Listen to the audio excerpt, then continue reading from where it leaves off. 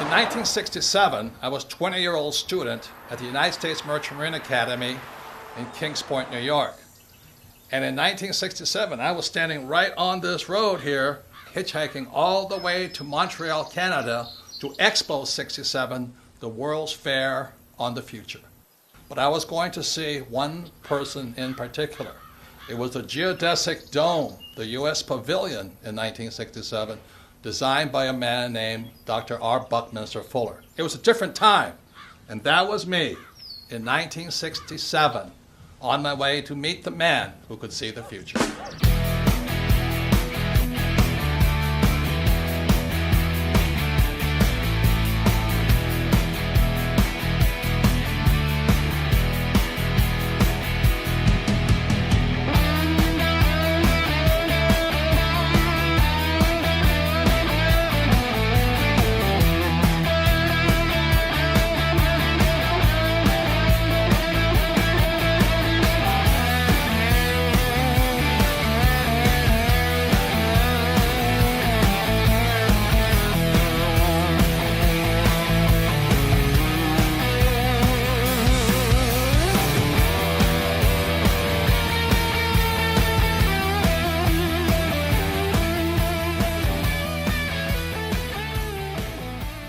Fuller was a futurist, and he's one of the first persons that systematically defined how you and I can see the future.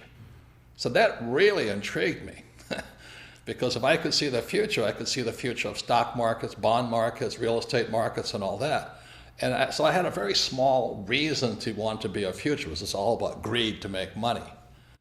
So then in 1981, I had the opportunity to study with Dr. Fuller up in Kirkwood, California, which is near Lake Tahoe. And I spent a week with him up there. And I realized he wasn't looking at the future of the stock market. He was looking at the future of humanity. But the people running our economy, running the world, running our banks, running our politics, have us on a collision course with disaster. So I went, and once I could see the future, I knew I had to make changes.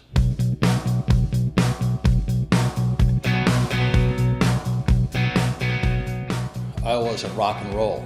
You know, I had bands like Van Halen, Boy George, Duran Duran, The Police, and I was having fun. Man, it was sex, drugs, rock and roll, and I was in my 30s. I thought it was hot life, great life. You know. Then I met Fuller, and then I changed. You know, there's more to my life than just making money and selling hats, wallets, bags, T-shirts, and sex, drugs, rock and roll. And so after 1981, I started studying with him more earnestly. I studied his books more, especially his book, Critical Path. I started applying with Fuller's teachings how to predict the future to the markets, because that's my interest. That's my Rich Dad and Bucky Fuller, that's where they come in line. They say the same thing. The markets are manipulated.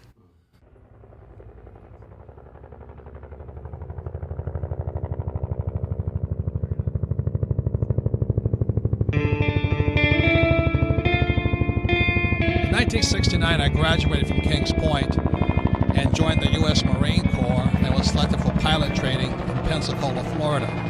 In 1972, I was flying helicopter gunships in Vietnam. Also in 1972, my rich dad sent me a letter saying that President Nixon took the dollar off the gold standard in 1971. He said, "Be careful, the world is about to change." So in 1971 was when our wealth began to be stolen.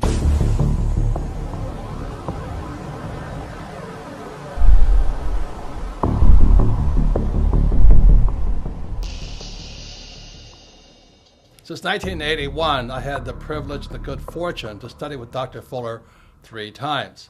And then when he passed away on July 1st, 1983, I really felt a complete loss, yet a responsibility to pass on the knowledge and wisdom he had taught me in my class. So after 1983, I began to make predictions. And making predictions is very risky because you sound like an idiot. And in many ways, I sounded like Chicken Little saying, the sky is falling, the sky is falling, the sky is falling. And if you look at what's happening in the world economy today, for millions of people, the sky is falling. So in 2002, I published this book here called Rich Dad's Prophecy. Again, it was 2002, and what this book predicted was the giant crash coming in 2016. So 14 years ahead of schedule, I was making this prediction. But I also made one intermediate prediction behind that, was that there would be a secondary crash before the giant crash of 2016. So this is me on CNN with Wolf Blitzer, looking like a complete idiot, making a prediction on the coming crash. If people start pulling out of the markets in their 50s, in their early 60s, and not having that sort of exposure, we are never going to get to a point where our money lasts as long as we need it to. We need to be participants in this system into our 70s and into our 80s, and then we need a plan for withdrawing those assets, just like we needed a plan for putting those assets in. Yes, and you're putting those assets into those investment bankers that are in financial trouble today. And all I'm saying is, aren't these guys supposed to be the smartest guys on earth? And shouldn't we be careful who we take financial advice from, including the four of us on this panel? Yeah, absolutely. Absolutely. And that's what I'm saying. There's a lot of bad advice. But Robert, you're really that worried about Goldman Sachs and Lehman Brothers? Yes. I'm afraid the Federal Reserve will eventually or come close to bailing them out. That's what I'm concerned about. And that young lady who says the taxpayers are not in trouble, who's going to pay for that bailout again as the taxpayer? Lehman Brothers says it plans to file for Chapter 11 bankruptcy protection. The collapse of Lehman Brothers. Lehman Brothers collapsed. Hundreds of bailed out banks are still struggling to repay taxpayers. Way back in 1997, I published this book, Rich Dad, Poor Dad. And in Rich Dad, Poor Dad, I said three things that got me in a lot of trouble. One was that the rich don't work for money.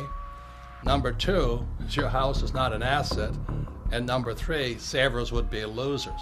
So that was in 1997. And look at what happened in 2007. The real estate market crashed. The government started printing money called quantitative easing, and savers became losers. It's no secret that the California housing bubble has popped with hardships spread wide. Real estate expert Robert Kiyosaki predicted all of this would happen back in 2005, but most people didn't listen. It's the biggest financial bubble in the history of the world. Hoping this wasn't inevitable, but we have had a big jump in foreclosure filings. Let me tell you a little about this. There are 650,000 homes in the United States in foreclosure right now. U.S. foreclosure activity jumped 81% in 2008. With 10 million people lost their homes to foreclosure and were forced out onto the streets. And to this day, millions of people are still underwater. They owe more on their house than their house is worth. You want to know what real estate's going to do? Look at jobs. Right. We still have a bad job situation, so Right. it's still a bad real estate situation. Right. Real estate is only as valuable as there's jobs. What made you write Conspiracy of the Rich? It goes back to why don't we have financial education in our schools?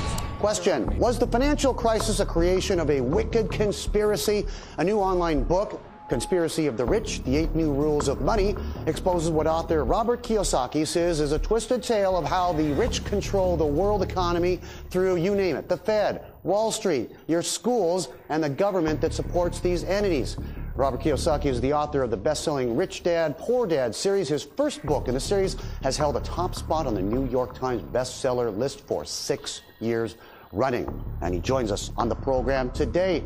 Hello, Robert. What is this conspiracy theory? You mean it's a few people at the top handling all of us like puppets on a string? Say it isn't so. Well, I wish it wasn't so, but I've been a student of this crisis since around 1983, and I could see it coming back in 1983. People that are following the old rules, such as work hard, save money, get out of debt, live below your means, and invest in a well-diversified portfolio of mutual funds, you're getting wiped out.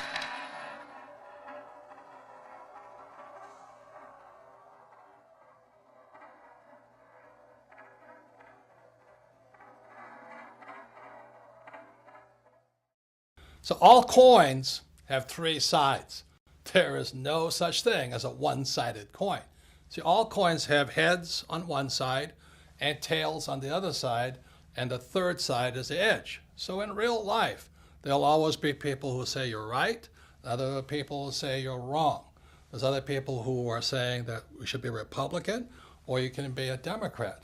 See, the intelligent thing to do is stand on the edge. You see, intelligence is found on the edge. The moment you take a side, you say one side is right and the other side is wrong, you become an idiot. And in today's world, we have the battle between the capitalists and the socialists. I say both sides are right, but the most important thing to do is which side is best for you. So stand on the edge, be intelligent, and look at heads and tails. The test of a first-rate intelligence is the ability to hold two opposed ideas in the mind at the same time and still retain the ability to function. F. Scott Fitzgerald. On July 1st, 1983, I was driving down the highway in Honolulu, Hawaii, and it came over the radio, futurist and genius Buckminster Fuller passed away today.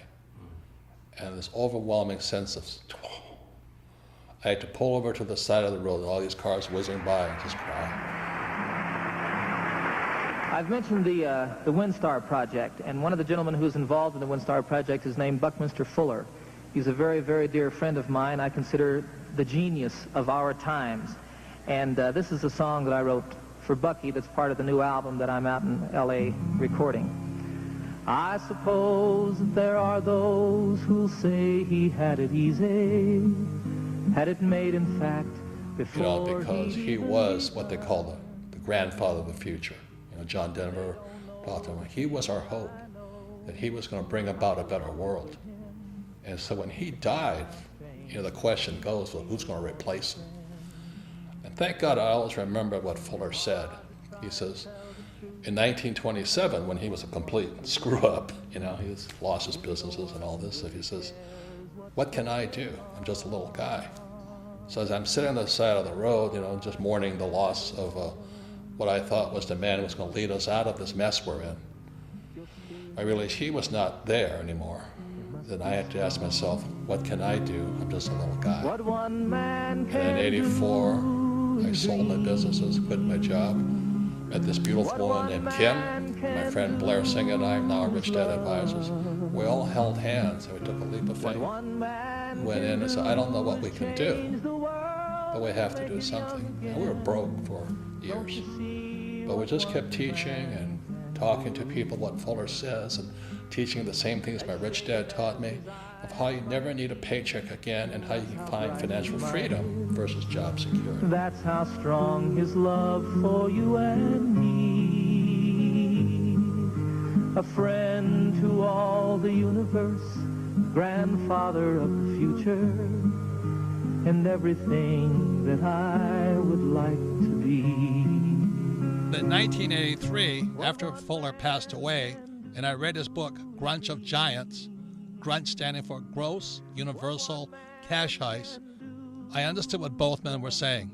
Our wealth is being stolen via our money system. Man can do is change the world and make it new again. Don't you see what one man can do? So the thing I'm upset about is our school system doesn't teach us anything about money and how the ultra-rich are manipulating the system via printing money.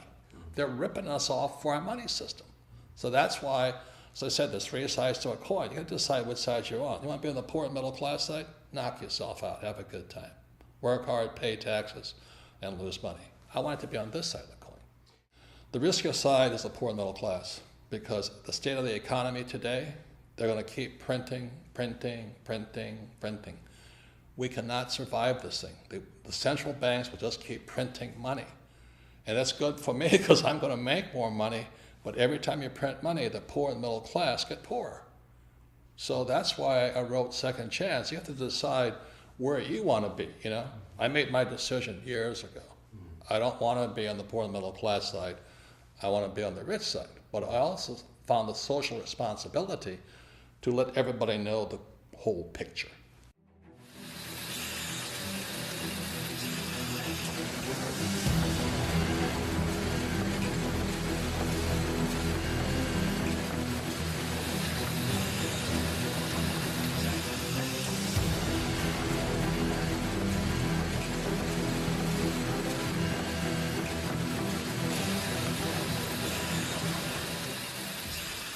Fuller was not only a futurist, he was a scientist, a mathematician, some call an architect. He was asked to leave Harvard not once, but twice, so he never really finished school. He was a genius, but he was hard to define simply because he was a genius at so many different subjects. In 1983, after reading his book, Grunch of Giants, posthumously, after he had passed away, I was surprised because Grunch of Giants was not about math, science, it was about the economy. It was about the future of the economy. And that's when I realized Bucky Fuller and my rich dad, who was my best friend's father, had been saying the same things for years. After reading Grunch of Giants, which stands for Gross Universal Cash Heist, how we're being ripped off by the very thing we work for, money, I began doing my own research on what both men had been saying. See, up to then, I was a proverbial C- student. I only studied just to take a test. I only studied what I was told to study. I take the test and forget about it. But after reading Grunch of Giants and hearing what Bucky said about the future and the economy and what my rich dad had been telling me for years, I became a student for the very first time. I went all the way back, not just taking their word for it, but finding out my own answers. I wrote Second Chance because there's a lot of confusion about this global economic crisis. You know, one side of the coin, especially the politicians, say, hey, don't worry, everything's fine, the economy's coming back. On the other side of the coin, there's people who say, we're on the eve of destruction. You know, buy guns, store food, buy gold, and go into hiding. And on one side of the coin, the socialists say, we need more entitlement programs. We need to take care of people. And capitalists say, if we keep giving people money, we're all going to go broke. And today, finally, everybody knows America is deeply in debt. We all know the U.S. is in debt, and this is the chart of the national debt of the United States, somewhere over 17 trillion.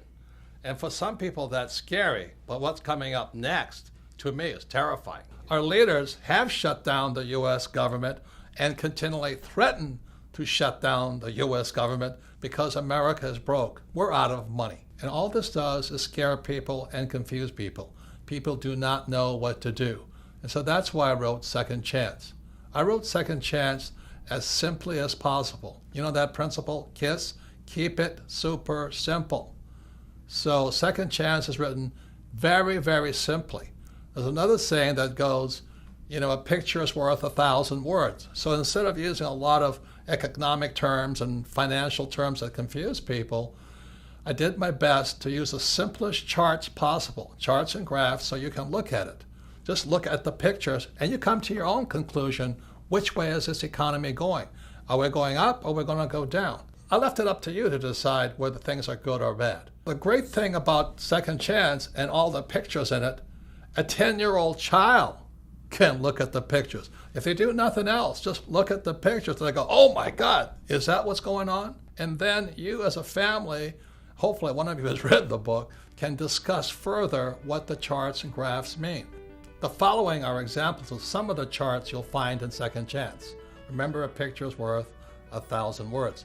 So this first graph is a picture of the purchasing power of the US dollar.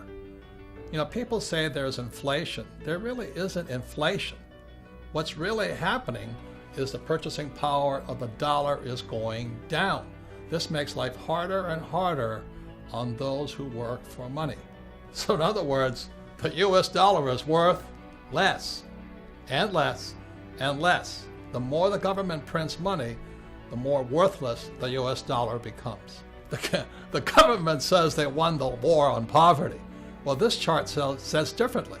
Because the U.S. is printing money, what you find out is harder and harder for the poor and lower middle class to earn what's called a living wage. In other words, they can't afford to live. They can't afford a house, they can't afford food, they can't afford transportation. And what this chart shows here is the increased use of food stamps. So while our government says poverty is going down, the reality is that use of food stamps is going up. This means the average American cannot afford to live.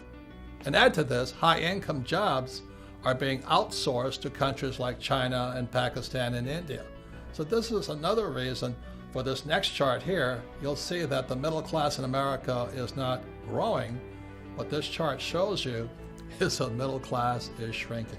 So to keep up with these global changes, millions, young as well as old, are going back to school for retraining, hoping to find that high-paying job.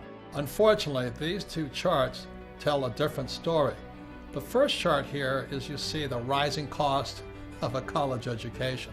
And as you know, millions of people leave school, both young and old, saddled for a lifetime with student loan debt, the worst possible debt of all.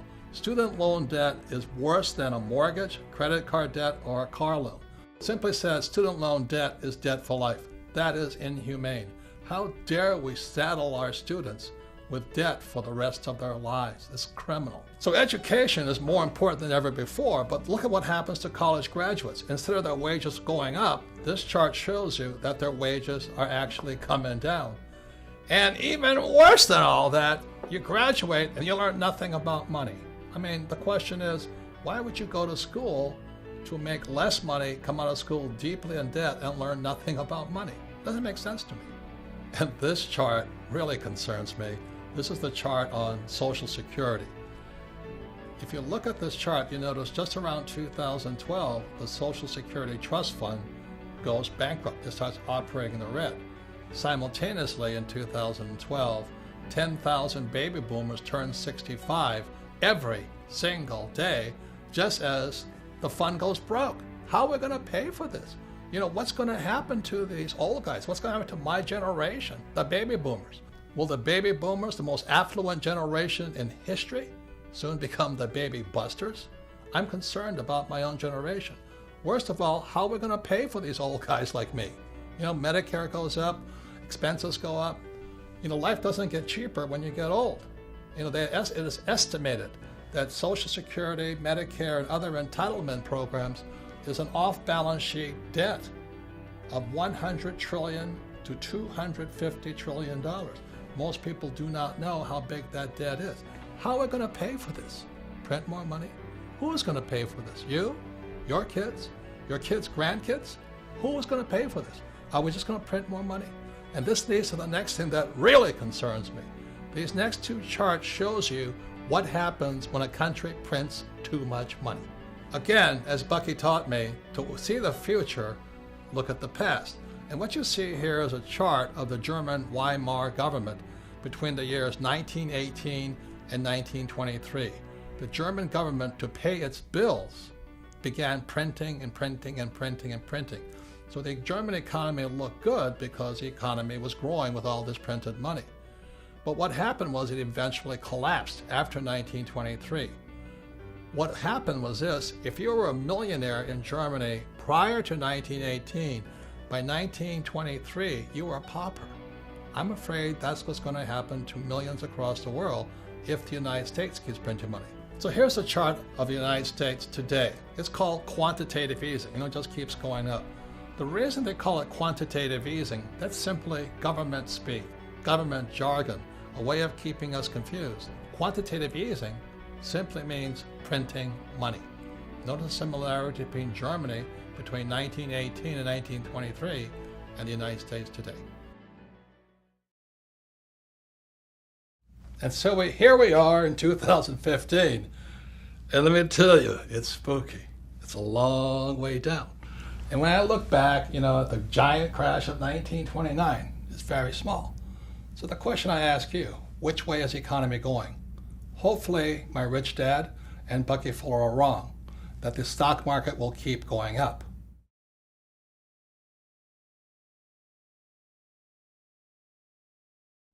Looking for a savior, the German people elected Adolf Hitler Chancellor of all Germany in 1933.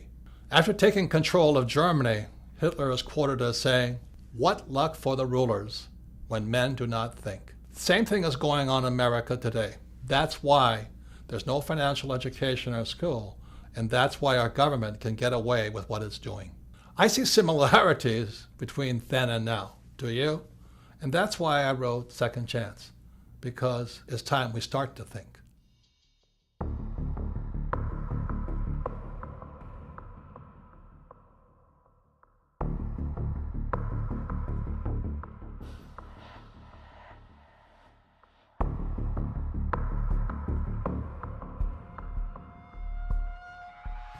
As I said in part one, in 1971, President Nixon took the dollar off the gold standard, and the dollar became debt, and the U.S. could now print money.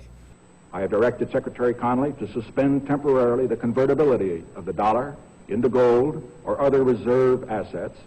The problem is our education system never changed after 1971. You see what low grade you made on your weekly mathematics test? More than half of you failed. Most of those who passed just got by. Nobody had 100%. And now we have this gap between the rich and everybody else. And this is dangerous. The gap between the rich, poor, and middle class is too wide.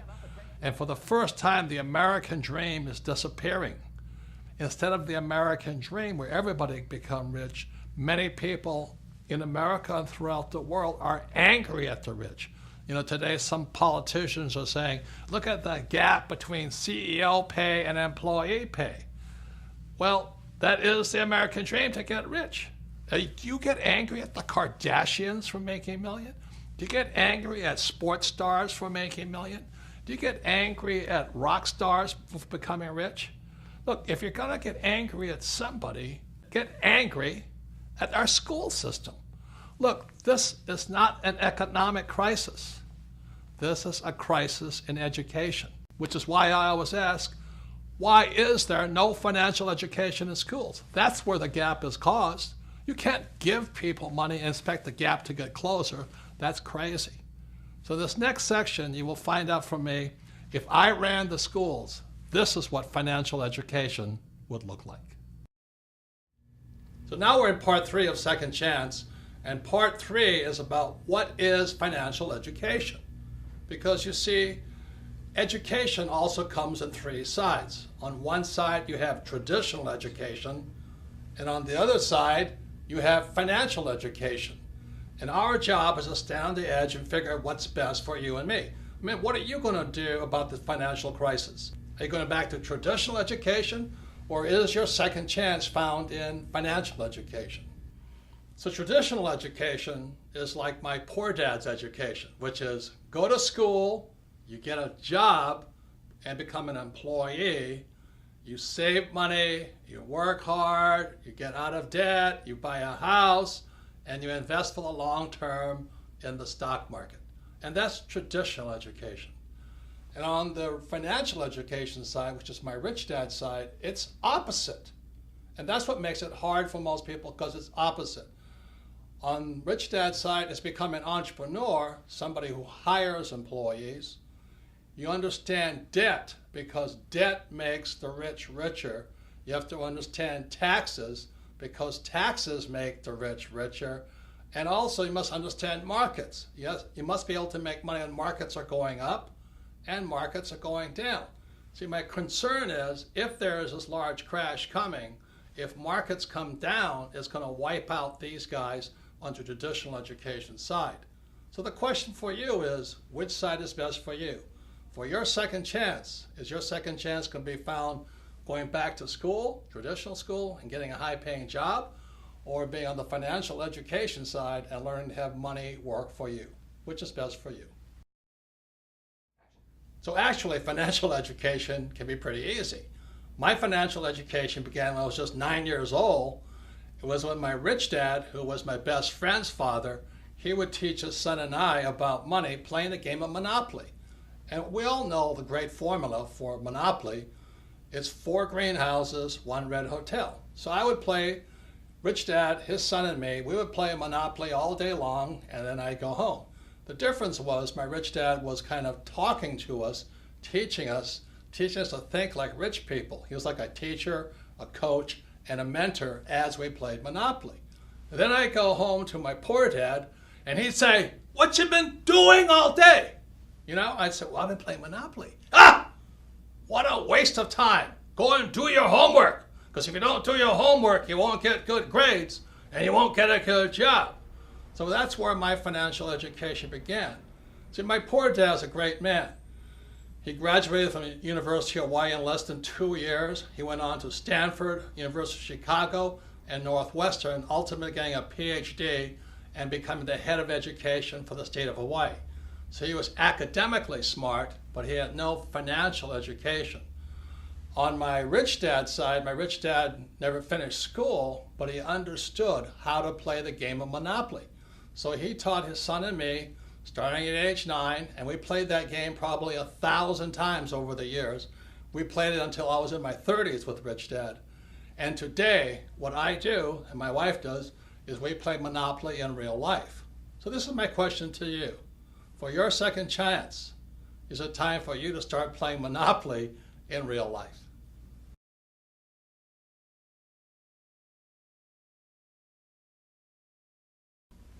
So behind me is the cash flow quadrant. It is book number 2 in the Rich Dad series. And the cash flow quadrant is a very important book. And again, you're going to find out things are opposite. See, on one side of the quadrant, you have E and you have S. This is my poor dad side. E stands for employee.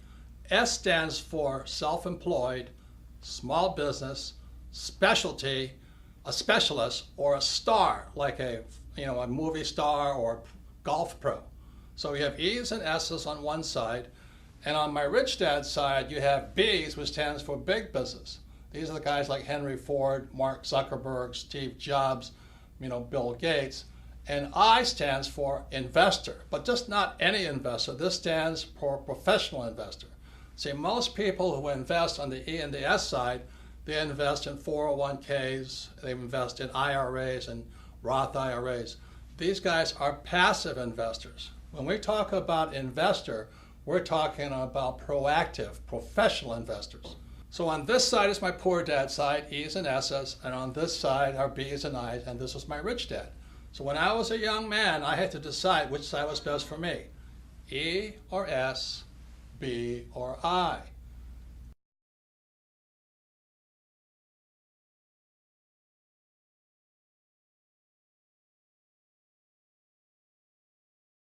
So this is a very important subject now. It's called taxes. Now, most people hate paying taxes. So let me ask you this question. You have E's, S's, B's, and I's. Who pays the most taxes? Okay, so on the E's, and this is true throughout the world, it's about 40%.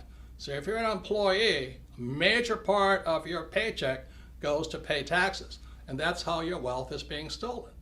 If you're an S, which is self-employed, movie star, or a specialist like an accountant, attorney, or a doctor, you pay 60% and higher. So the E's and S's pay the highest taxes possible, and these are the people who went to school and they're told to work hard for money. On the B and I side, which is the rich, the B's pay 20% in taxes. They pay much less, and the I's, the professional investor, pays as little as 0% in taxes. So some of you are saying this is not fair. And I can understand that because most people are on this side looking at this side. But let me just say this to you. Tax laws are fair. You see, tax laws don't care if you're rich or poor. You can be rich or poor and still pay 0 taxes. You can be rich or poor and pay 20% in taxes. See, what is not fair is the lack of financial education in our schools. So these people on this side have no idea how these guys are making much more money and paying a lot less in taxes. So let me just say this. For those of you who have read Rich Dad, Poor Dad, or if you haven't, look at Rich Dad, Poor Dad one more time. Lesson number 1 from my rich dad was this: the rich do not work for money. See, these guys here on the E and the S side, they work very hard for money, and they pay the highest taxes. What Rich Dad said on the B side, you should have people work for you, so you pay less taxes. And the I side, your money works hard for you. Other people's money works hard for you, so that's why you pay less in taxes. And that's what financial education should include. You must know the difference between why some people pay a lot of taxes and why others pay very little. So my question for you is this: which side of the quadrant is best for you for your second chance? Second Chance is an in-depth learning package, primarily for people who want to know more about the B side and the I side. And if you see this bug back here, this is called the Rich Dad Radio bug, because you are who you hang out with. You know, if you're an idiot, you hang out with idiots. And if you're a crook, you hang out with crooks. And if you're a rich person, you hang out with rich people. So the Rich Dad Radio bug here means you can learn more if you want to learn more from people who are really doing the real thing. You see, the reason most people struggle financially is they take financial advice from salespeople. They're called, you know, stockbrokers, real estate brokers, and insurance brokers or financial planners. As my rich dad said, the reason they're called brokers is because they're broker than you. They need your money. So when you see this bug here, it's called the Rich Dad Radio, and it's in Second Chance, and you can listen in. You can drop in on conversations between really successful so-called rich people who are doing the real thing on the B and the I side. For example, if you want to learn more about how the rich pay less in taxes, the Rich Dad Radio bug has a conversation with my tax advisor, Tom Wheelwright. If you want to learn how debt makes the investor richer, listen in on that conversation. They're about 45 minutes long. They're just great information packets. You just drop in and listen to what rich people are really saying.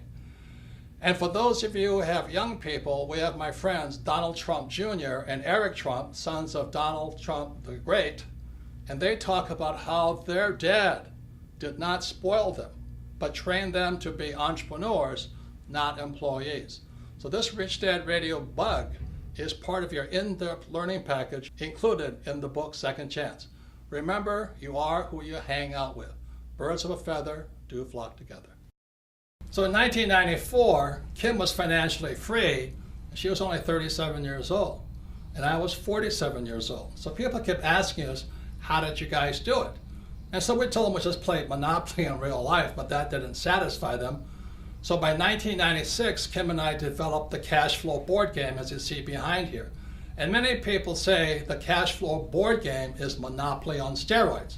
As I said, my financial education began when I was 9, playing Monopoly with my rich dad. So let me give you some of the opposites that found on the cash flow board game. This is one big opposite. In the middle of the game, you see this thing called the rat race? That's where most E's and S's wind up. They go to school, they get a job, or they become a doctor or a lawyer, and they wind up in that rat race, you know, working really hard, paying a lot of taxes, giving their money to the government, giving them money to Wall Street via their 401k or IRA, and they just spin that little rat race. But that's not what the rich do. So those on the B and the I side, they invest in what's called the fast track. Again, everything is opposite. You can either run your life inside the little rat race, or you can be a B and the I on the fast track. Everything is opposite. There are a number of other things that make the cash flow board game Monopoly on steroids. One big reason is cash flow is the only game that encourages you to use debt to become rich. Now I know some of you go, oh, I'm so afraid of debt. And you should be, because you have to learn how to use it. Debt is dangerous if not well used. So cash flow actually encourages you to use debt, but this is the best thing. You use debt with play money. If you make a mistake, it's only play money. Try doing that in real life. You make a bad mistake with debt, and you're wiped out.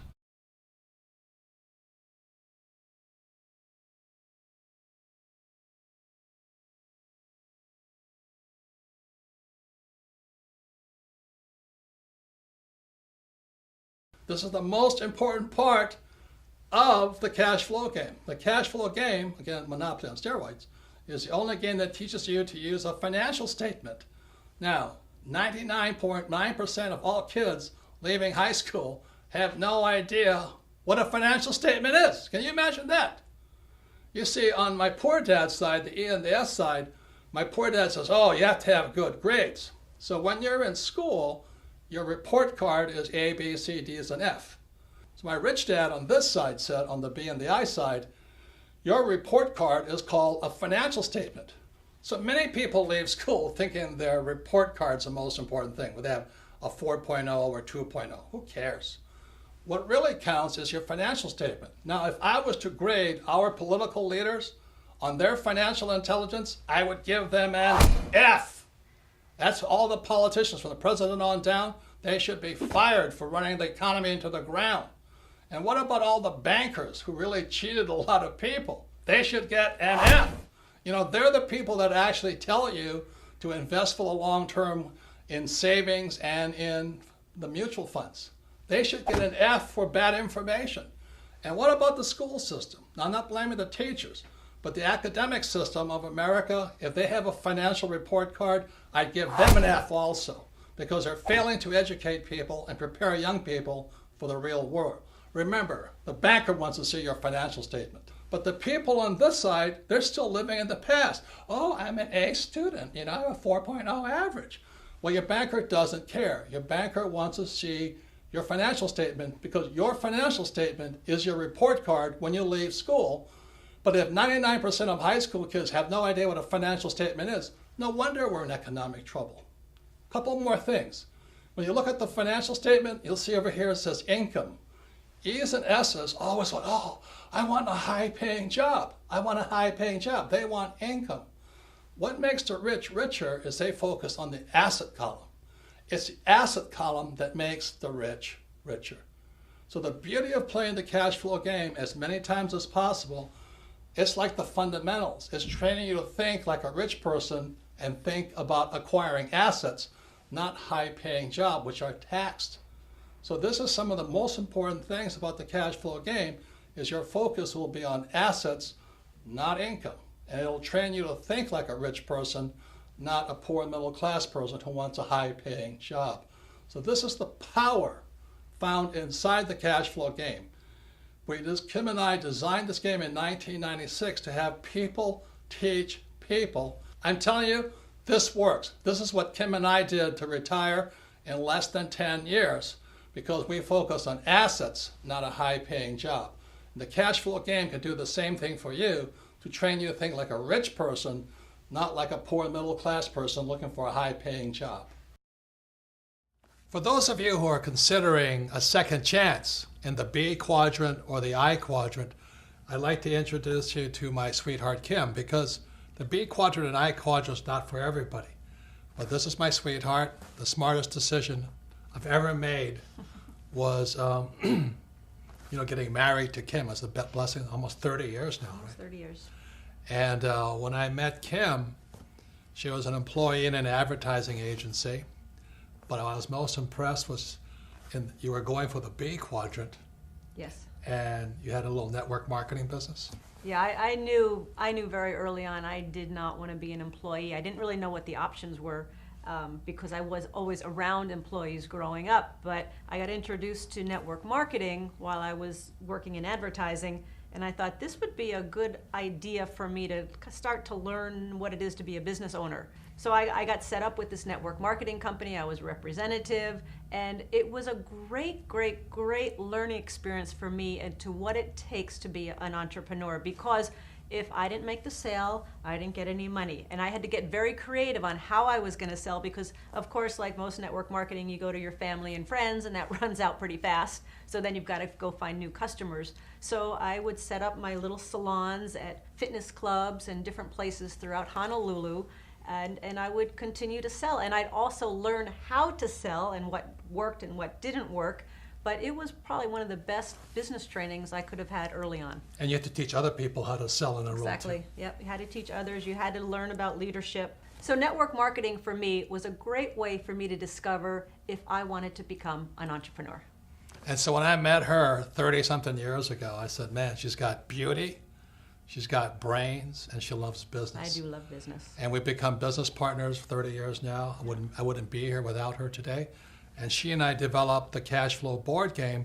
For those of you who want to find out if you want to be a professional investor versus a passive investor, if you're tired of 401ks and IRAs and Roths and all that other stuff, that's what we developed the cash flow game for. Yes, and so we developed the cash flow board game basically to teach people what it was Robert and I did to become financially free. Yes, so we recommend network marketing if you want to move into the B quadrant, and for those interested in becoming professional investors, check out the cash flow board game. So I actually have a business degree, a college degree in business, but I have to say, getting into network marketing, I learned more about what it takes to be an entrepreneur than I ever learned in my 4 years of college. So once again, education is more important than before, but as you can see, there's different types of education. There's traditional education on one side and financial education on the other side. Well, the same is true with learning. There's more than one side. And back in 1969, educational psychologist Dr. Edward Dale, again in 1969, created this thing here called the cone of learning. And on the cone of learning, you'll find out there's more than one way to learn. When we look at the bottom of the cone here, what you'll find, there's two ways of learning. There's reading and then listening to words or listening to lecture. This is my poor dad's way of learning. To me, as a kid, it was boring, boring, boring. At the other end of the cone of learning, you'll find the best way to learn is to do the real thing, but just below that is a thing called simulation. Simulation is another word for games or practice or simulating doing the real thing. So at the top of the cone was the way my rich dad taught me. At the bottom of the cone is where traditional education or my poor dad tried to teach me. So what Edgar Dale, again, Dr. Dale in 1969, educational psychologist, found out that reading, you retain the least, less than 10%. And then when you listen to lecture, it's about 20%. So that's why in school, so much of the time is I would attend class and listen to a lecture and forget everything. So once again, it's more than two ways to learn. At the bottom, these are the A students. And a lot of times at the top, these are the C students or D students. How many of you have met people who are really smart in school, but they can't do the real thing? And that's one of the problems I had with traditional education. They give you all the answers, but these people aren't that bright. They don't know what to do. They can't do much. They're afraid of making mistakes. So that's the bottom of the learning curve that Dr. Edgar Dale found out, and the top. Now you move up to the next level. The next level is looking at pictures.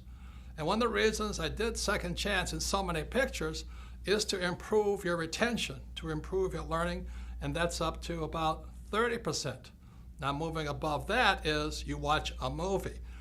And this movie called The Man Who Could Predict the Future is, again, we did it just to increase your retention, so you remember more and forget less. So moving up the cone of learning, you have this thing called participating in a discussion. And that's really high up there. And the reason we have Rich Dad Radio, the bug, so you can go inside Second Chance, is you can participate by dropping in and listening to discussions from real people who are doing what they talk about, who know what they're talking about. And up at 90% is a thing called simulation. And that's where games come from. The reason I learned so much from my rich dad was because my rich dad used a game of Monopoly.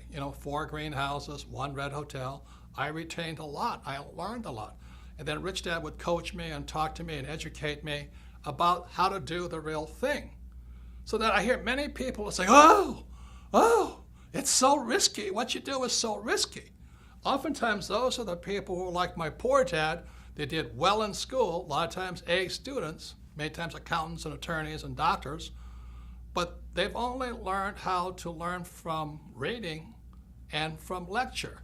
And when it comes up to this level here, which is practice in the simulation, playing the game, and then doing the real thing, then they say it's risky. And it is risky if you've been taught not to simulate, not to practice. You see, the way we as humans are designed to learn is by making mistakes. For example, a baby learns to walk by standing up, falling down, standing up, falling down. Then after they learn how to walk, then they learn to run. Then they get on a bicycle, and again, they fall off, stand up, fall off, and then they learn how to ride. But our school system, especially down at the base level here, the reading and lecture, is if you make a mistake, they punish you. They always punish you for making a mistake. That's why so many of these really smart people can't do anything, because this is what Edgar Dale is talking about. It's simulation and then doing the real thing. So what I suggest is you read this book, listen to some of the lectures, watch this video in entirety, discuss it, participate in it, listen to what the experts are saying, and then you may want to play either Monopoly or the game Cash Flow and play it and play it and play it again until it sinks into your head. and then you do the real thing. That's what I suggest. But if you're afraid of making mistakes, which is what these people like my poor dad are, what if I make a mistake? If I make a mistake, I'm stupid, I'm stupid. Well, that's what's wrong with the school system. That's what's wrong with traditional education. They punish you for making mistakes. Now you look at it this way, I love flight school. I love learning to be a pilot and getting ready to go to Vietnam. The reason I like flight school at Pensacola, Florida and Camp Pendleton, California was because we simulated in preparation to doing the real thing. So this is what flight school looked like. We'd go to school in the morning, we'd listen to real instructors lecture us, then we'd fly in the afternoon. So study in the morning, fly in the afternoon, and then we did the real thing in Vietnam. Now, one of the things we practiced was crashing. It seems strange to people, but we as Marine pilots practice crashing, practice emergency, crashing, emergency, emergency, emergency. So when the real thing happened, when I was in Vietnam, I went down 3 times, and this is what a picture of a helicopter gunship looks like going into the water. When it happened, it was frightening, but we knew what to do. We were not killed because the Marine Corps and Navy flight school teaches us to practice, practice, practice, crashing, crashing, crashing. And that's what you'll learn in Monopoly or the cash flow game by listening to our coaches or listening to the radio show or listening to real instructors who are doing the real thing. Then you're ready to do the real thing. So is investing risky? Is starting your own business risky? Yes. But what is worse is by just knowing the answers and reading books and not knowing how to do the real thing. So the purpose of Rich Dad was we want you to simulate, practice, and learn. You know, today I'm reading constantly, and I'm going to classes constantly, and I'm also practicing, making my mistakes, learning from my mistakes, and doing the real thing. That's the way humans are designed to learn. The trouble is our government and our economy and many of our businesses are run by people who only know how to read and only learn by lecture. And that's why we're in severe financial trouble today. So once again, education has more than one side. It is important you read, but as well as you practice and do the real thing, because that's where real learning takes place. As a set of pictures worth 1,000 words, I did my best to keep it super simple so you can decide what's best for you. You see, we're all different. You know, what I do with my money is different than what you should do. For example, because I have financial education, I don't save money. I love debt. I use debt. I understand the tax law, and I don't invest for the long term in a 401k in the stock market. I won't do that, but it might be the best move for you. So again, when you read Second Chance, you can sit there and look at it and go, well, what's next for me? Since most people have no financial education in our schools, most people have to wait to be told what to do. Second Chance gives you the opportunity to decide what's best for you. What one man can do. So in 1983, after Dr. Fuller passed away, I had to ask myself, what can I do? I'm just a little guy. But then I realized what I could do is teach the world what my rich dad taught me. So my question to you is, what can you do? Don't you see what one man can do? As shaded as his eyes might be, that's how bright his mind is. That's how strong his love for you and me. A friend to all. As we all know, 2016 will soon be upon us. We have about 1.5 years to find out if Rich Dad's prophecy and Bucky Fuller's predictions will come true. Let's hope they were wrong. Yet as you all know, if you saw in part 1 on CNN with Wolf Blitzer and Bloomberg and other TV stations, I did get it right. As predicted in Rich Dad's prophecy, there would be a preliminary crash prior to the giant crash of 2016. And that preliminary crash came in October 2007 when the Dow hit 14,000 and headed down and led to the crash and economic crisis we are in today. The crash of 2007 was a warning. It was meaning, get prepared. Unfortunately, Grunch is not making any changes, but the good news is you can. So that's why I wrote Second Chance. There are things that you can do to not be a victim of the coming giant crash, whether it comes in 2016 or a few years later. But it is coming. See, crashes can be good because crashes, like a coin, has three sides. You know, you can stand on the edge and look and say, well, which side of this crash do I want to be on? You know, on one side, the crash will wipe out millions of people, just as the crash of 2007 did. On the other side, you can look at what the smart people are doing, is you can say, oh my God, this is my chance to make tremendous headway. I can get rich instead of get wiped out like everybody else. So again, a crash has three sides. Your job is to decide which side do you want to be on. You want to be on the side that gets wiped out, or you want to be on the side that makes fortunes because of it? See, the good news is, after 2007, many companies and many individuals started making changes. They said, look, we got to do something different. So those people, when the next crash comes, again, be it 2016 or a few years later, they'll be stronger, better, more prepared to do very well when that crash comes. So the good news is, in a crash, you can get richer much, much faster. I mean, after 2007, I thought I died and went to heaven. It was a wonderful time, except unfortunately, millions of people got wiped out because they didn't know what was coming. So remember this, it's really a good time in a crash because when things come down, you actually can get rich faster if you know what you're doing. For example, and let's say this doesn't happen, let's say the US dollar crashes, it goes down. Well, on the other side of it, if you're in precious metals like gold and silver, you can get rich really quickly. That's how crashes work. Another thing, if the dollar crashes, savers will be losers, but debtors will be winners. That's what we're coming up against in 2016. And if there is a crash in 2016, unemployment will go through the roof, which is bad for most people. But what will happen also is millions of people will want to join a network marketing company, or they'll finally want to learn to be entrepreneurs rather than employees. So there's good and bad, always three sides to every coin. So let me explain to you what's happening. On page 319 in Second Chance, you will find out why savers are losers. But let me add another layer of expertise to you. So let me get my flip chart and I'll explain to you why savers are losers today. So now don't check out on me right now. I know this may look a little confusing, but I promise you I'll make it as simple as possible. But this is how grunge is ripping off people today. This is what my rich dad saw back in 1971, and Bucky Fuller saw, which he wrote about in 1983. So this here is an equation called the exchange of money. Again, don't check out on me, hang on, but you'll understand how how grunge rips you off if you save money. So this M stands for money supply. Now why that's important is because after 1971, they could print as much money as they liked, okay? V stands for velocity, how fast your money is moving.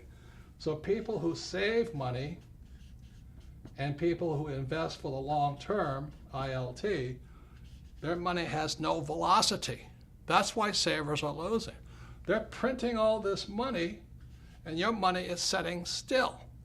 Now what the banks have to do is they have to give the money to people like me who are in the B and I quadrant. These are the E's and S's. These are the B's and I's. So your money is not moving. They really do not need your money. What they need are people like me to borrow money, because the only way the bank makes money is they give money to me, I borrow it, and I pay them a little bit of interest. So this is amount of money, money supply, this is velocity of money, and after 1971, they didn't need your money. Now, this equation is really important here. It's P times Q, sometimes called price and quantity. In other words, they call this nominal GDP. The reason Fuller and my rich dad could say you're getting ripped off is because this now, in America, is moving to China, Pakistan, India, Africa, Mexico. In other words, our production is being moved overseas. You remember when I was a kid, Ford Motor Company had human beings, making cars. Today, they're robots making cars. They don't need you. And where are those robots made? Those robots are not made in America. They're made in China, Pakistan, India, Mexico, which is good for those countries. God bless them. But unfortunately, every time you want more money, P stands for price. The big corporations like Nike, like Apple, like General Electric, they just move the jobs offshore. So that's what's really wiping out people today, is that you want more money, they're going to move offshore. And that's what's really killing people today. So if you don't understand this, don't worry. Part of it is inside Second Chance. But this is the equation. After 1971, they don't need your money anymore. That's why they don't pay any money for your savings. They don't need it. But they do need people like me who can use debt. And what the grunge is here is they're just the big corporations. They're not really U.S. corporations. You know, that you think Apple is a U.S. corporation? It's not. You think General Electric's a U.S. corporation? It's not. You think Nike is a U.S. corporation? It's not. So you sit there waving the American flag, but our jobs and our factories are going overseas. And so what they tell you to do is to save your money, invest for the long term, and you're getting screwed because your money is not moving. So let me give you one more example of what's happening with your money like this. Let's say I had a restaurant, and in a night, I serve one setting of tables. One set of customers come in. I make X amount of money. But what velocity means, you want to serve 2 sets of people, 3 sets of people. And that's what velocity means. If your money is parked in a savings account or in a long-term, investing for the long term, you're getting screwed. You're getting screwed because your money is not moving. There's no velocity. So on page 319 in Second Chance, I write about what I do. I'm not recommending that you do it, but what financial education allows me to do is I keep my money, but it's not really my money, it's your money moving. And that's one reason the rich are getting richer.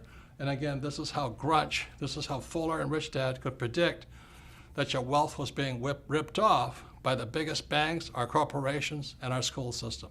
So this is the thing called the velocity of money. Your money is not moving, that's why you're being ripped off, because they keep printing more of it. And if the stock market crash, the people who don't move their money get wiped out. So if you don't understand this, don't worry. 99.99% of the people don't. In fact, the economists in my economics class who taught me, they didn't understand it either. They don't understand this because most economists, they save money and they have a retirement account. They have to be an investor, a B or an I, to understand this. So if you don't understand it, the reason this video is made available to all of you is sit down with your friends, 2 or 3 friends. Watch this video. Discuss the whole video. Do it 2 or 3 times because repetition is how we learn. Every time you watch this video, you'll learn a little bit more. So if you don't understand this, don't worry about it because the economist who taught me this when I was in business school, he didn't understand it either because he saved his money and he invested for the long term in the stock market. And what the rich are doing is to keep the speed of their money, the velocity of their money up. Please discuss the number of times and you'll see a whole nother world. So the people that pay the highest taxes, again, are employees in the E quadrant, self-employed in the S quadrant, savers, and employees with 401ks. These are just examples of the ways grunge rips us off, steals our wealth, just because we have no financial education in our schools. That's criminal. If Fuller's predictions are true, the next 20 years will not be like the past 20 years. So for those of you who think your job is safe, think again. For those of you who think your savings are safe, think again. And for those of you who think your college education will save you, think again. The next 20 years will be unlike anything like the past 20 years. So be prepared.